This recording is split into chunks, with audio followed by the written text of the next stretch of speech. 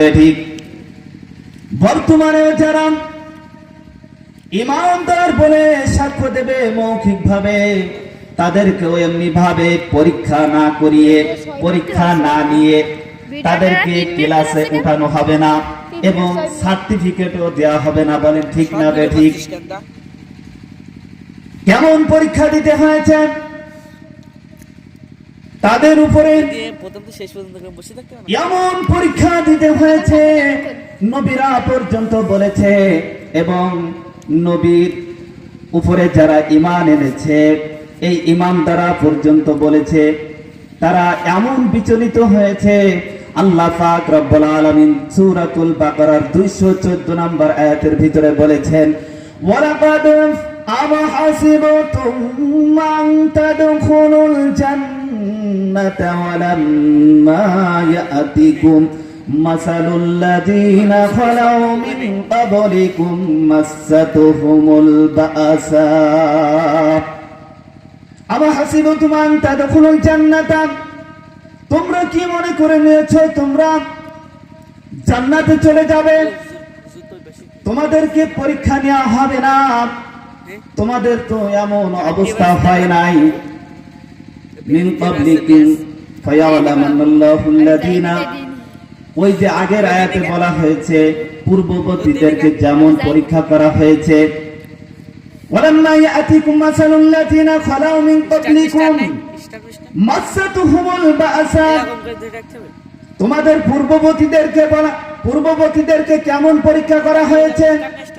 বা'সা ওয়াদ দাররা, তাদেরকে দুঃখ কষ্ট দুর্দশা এবং দুর্বল করে ফেলানো হয়েছে। অসুল ছিল এবং সম্পদের কষ্ট দেওয়া হয়েছে।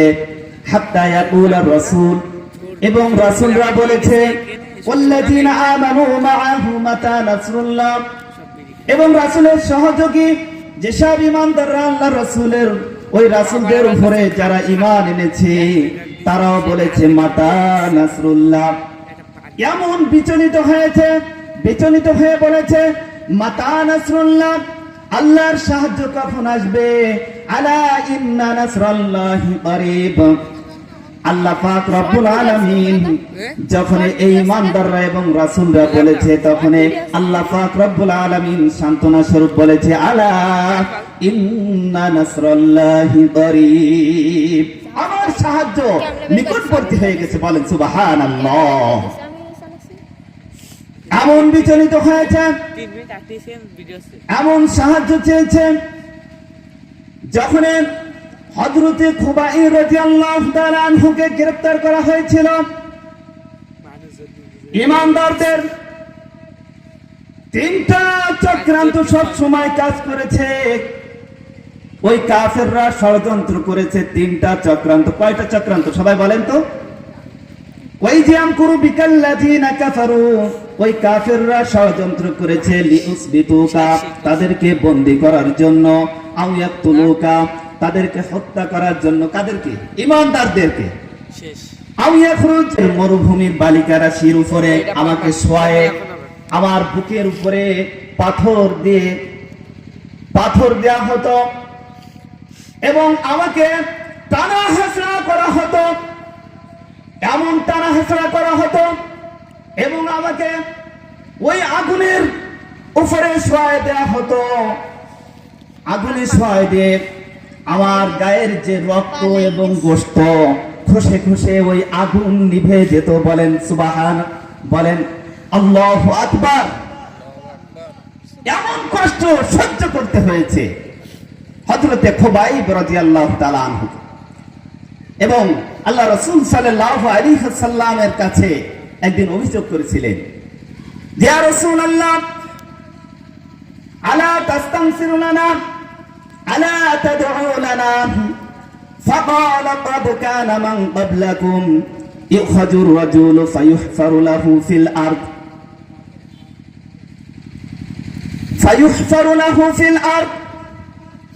ফায়ুজআলু ফিহা সুম্মা ইউতা বিল মিনসারি ফায়ুদাউ আলা রাসিহি ফায়ুজআলু আলা নিসফাইনি লাইতাম্মান্নাল্লাহু হাত্তা ইয়াসিরা রাকিবা মিন সানআ ইলা হাজারিল মাউত লা ইয়াখাফু ইল্লাল্লাহ।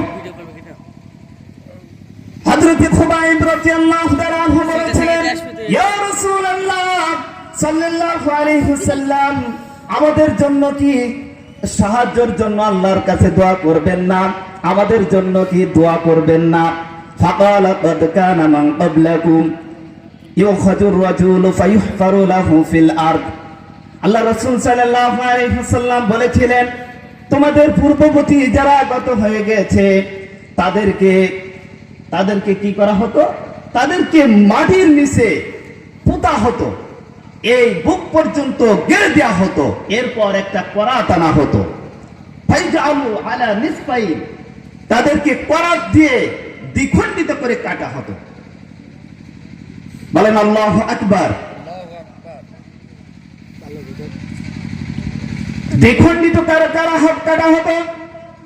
এরপর তাদেরকে লোহার আসরা দিয়ে দুই পাশে দুই কাফের দিয়ে এইভাবে টানা হতো।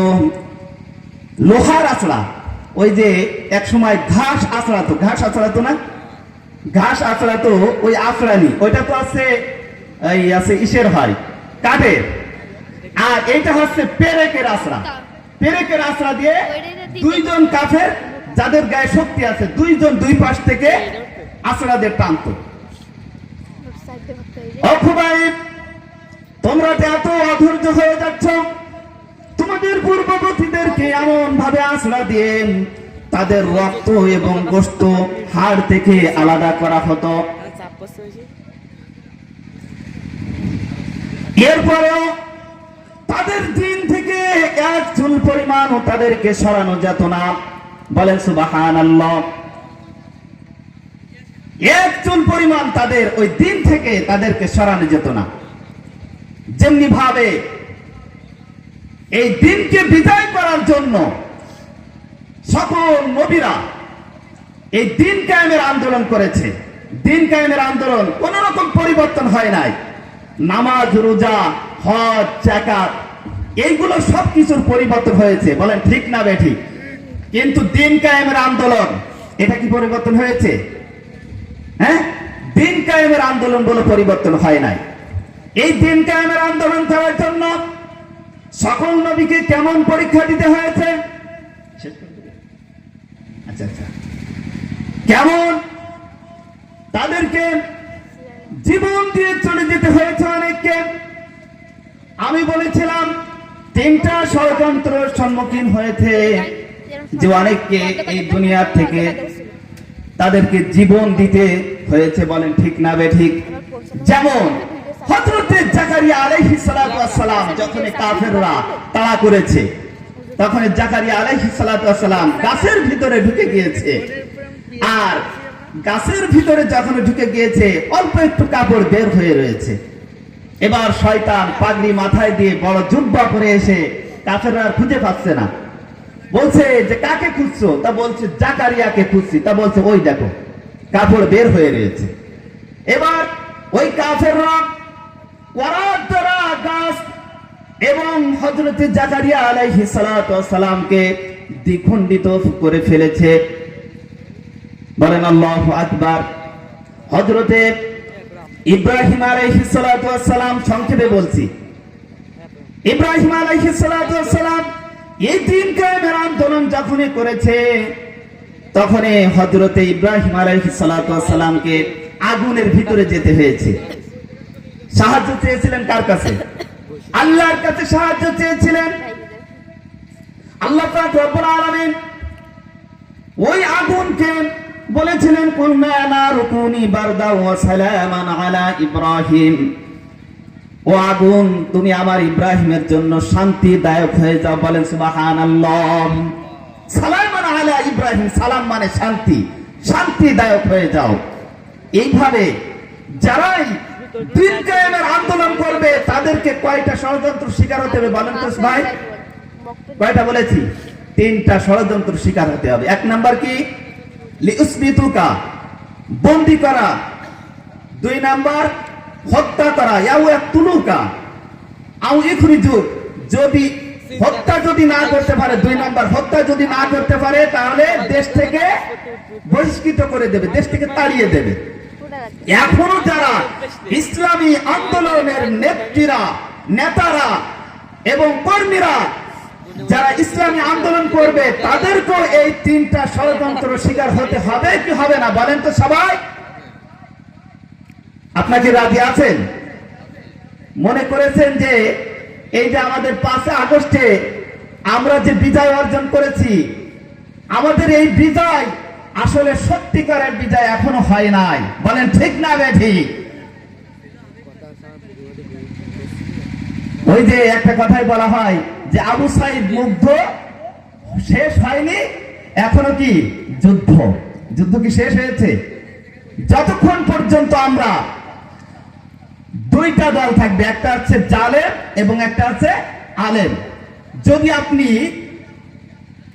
আলেমদের পক্ষ থেকে কুরআনুল কারীম পারিবারিক জীবন থেকে শুরু করে ব্যক্তিগত জীবন থেকে শুরু করে রাষ্ট্রীয় পর্যন্ত যখন এই আন্দোলন করবে, কুরআনুল কারীম এর পক্ষে আন্দোলন করবে, তখনই আপনি আলেমদের পক্ষে আসতে পারবেন।